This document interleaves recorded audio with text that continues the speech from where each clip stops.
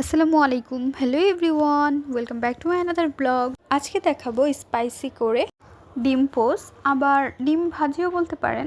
অনেক সময় হয় না যে আসলে বিকেলবেলা কিছু খেতে ইচ্ছে করছে কিন্তু কি খাওয়া যায়, তাই ভাবলাম স্পাইসি করে একটু ডিম পোস্ট করে নিই।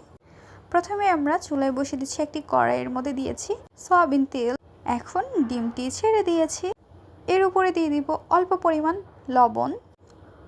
লবণ ছিটে দেওয়ার পর সাথে অ্যাড করে নেব চিলি ফ্লেক্স চারপাশে ছিটিয়ে দেওয়ার পর আমরা ডিমটি সাইড দিয়ে যেন মুচমুচে হয় সেজন্য চারপাশে তেল ছিটিয়ে নিচ্ছি। চারপাশে তেল দেওয়াতে ডিমের চারপাশের অংশ আরও মুচমুচে হয়, খেতে আরও বেশি ভালো লাগে। এখন আমরা ডিমটি উঠিয়ে নিচ্ছি। ডিম উঠিয়ে নেওয়ার পর এখন আমরা নর্মাল ডিম পোস্ট করব। প্রথমে ডিমের খোসা ছাড়িয়ে তেলের মধ্যে ডিমটি দিয়ে দিচ্ছি। ডিম দেওয়ার পর এর মধ্যে হালকা একটু লবণ ছিটিয়ে দিয়ে দিব। লবণ দেওয়া হয়ে গিয়েছে, এখন সাইড দিয়ে তেল দিয়ে দিচ্ছি। আমাদের ডিম পোস্ট রেডি।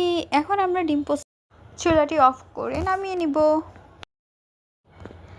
আমাদের আজকের পর্বের রেসিপি আপনাদের কাছে কেমন লেগেছে তা অবশ্যই জেনে দেবেন আপনাদের মূল্যবান মতামতটি।